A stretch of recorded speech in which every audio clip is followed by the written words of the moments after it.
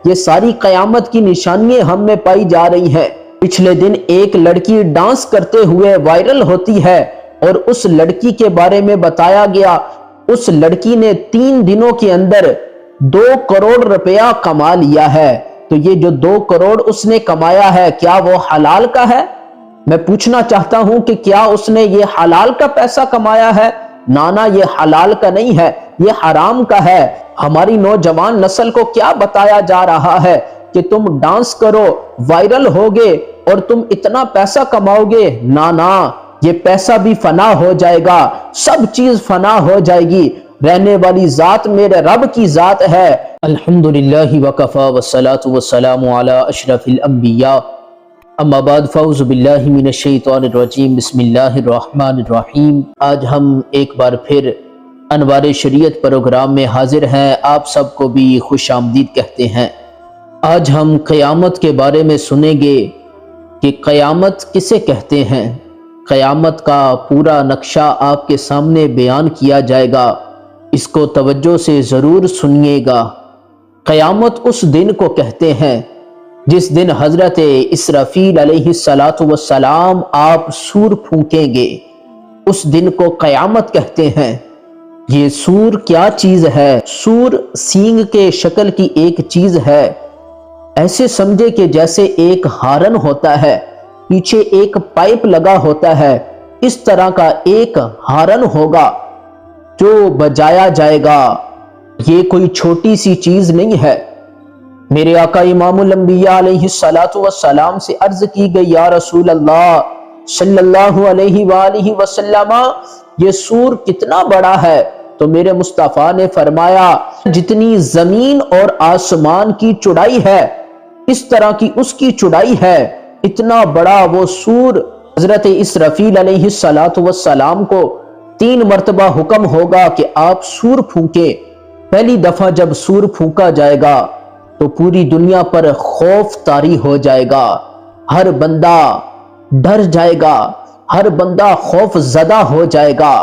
ایسا خوف کا عالم ہوگا کہ دودھ پلانے والی مائیں اپنے بچوں کو دودھ پلانا بھی بھول جائیں گی، پہاڑ روئی کی طرح اڑنا شروع ہو جائیں گے۔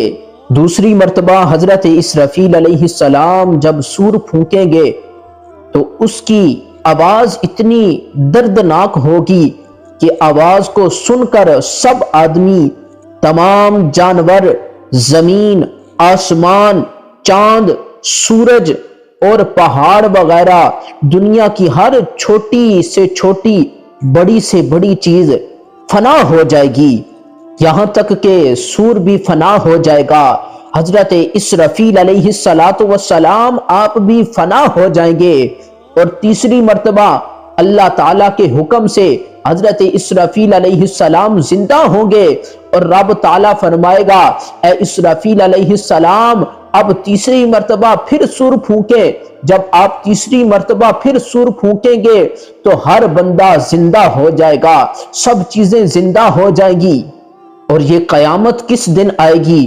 اس قیامت کے بارے میں میرے آقا امام الانبیاء علیہ السلام نے فرمایا کہ یہ قیامت جمعے کے دن آئے گی۔ 10 محرم الحرام جمعۃ المبارک کا دن ہوگا، تب یہ قیامت واقع ہوگی۔ قیامت کی کچھ نشانیاں بیان کیجئے۔ آپ کے سامنے میں قیامت کی کچھ نشانیاں بیان کرنے لگا ہوں۔ قیامت کے آنے کی پہلی نشانی یہ ہے کہ دنیا میں گناہ زیادہ ہونے لگیں گے۔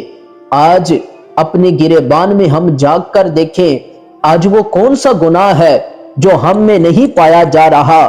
ہر طرح کے گناہ ہم کرتے ہیں، آج ہماری شکلیں کیوں نہیں بگڑتی؟ اگر آج ہمارے گناہوں پر پردہ پڑا ہوا ہے تو یہ حضور علیہ السلام کا صدقہ ہے۔ دوسری نشانی بیان کی گئی کہ حرام کام لوگ کھلا مکھلا کریں گے، حرام کام لوگ کھل کر کریں گے، کسی سے شرم محسوس نہیں کریں گے۔ کھلے عام آج دیکھو کھلے عام شرابیں بک رہی ہیں، کھلے عام شرابوں کے اڈے بنائے گئے ہیں، آج دیکھو رشوت عام ہے، حرام کا کام عام ہو چکا ہے، لوگ اللہ تعالیٰ کے عذاب سے بھی نہیں ڈرتے۔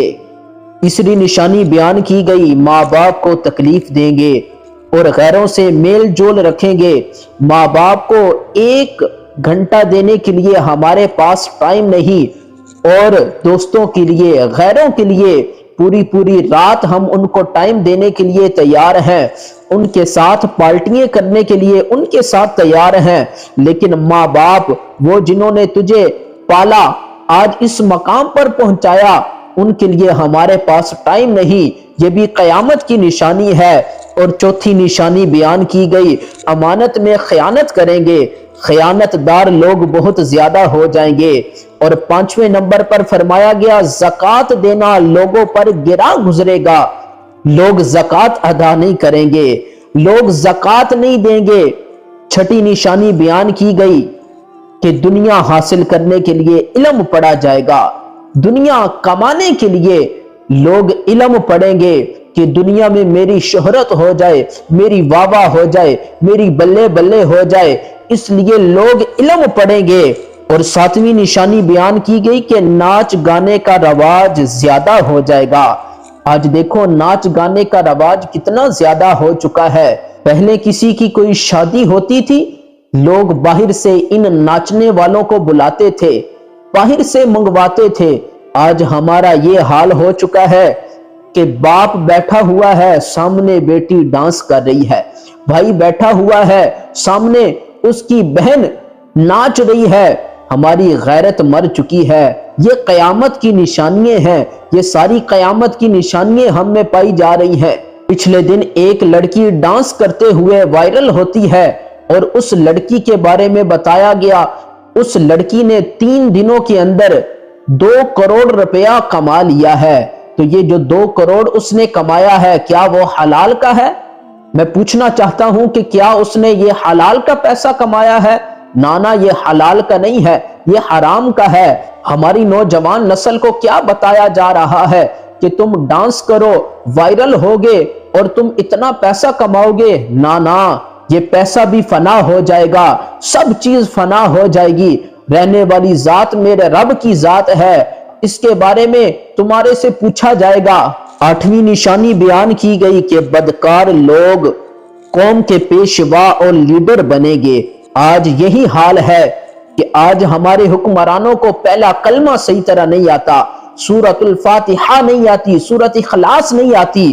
9ویں نشانی بیان کی گئی کہ چرواہے، کم درجے کے لوگ بڑی بڑی بلڈنگوں میں رہیں گے، جن کے پاس کھانے پینے کے لیے کل کو کچھ نہیں تھا، آج ان کے پاس اتنی بڑی بڑی بلڈنگیں کہاں سے آ گئی؟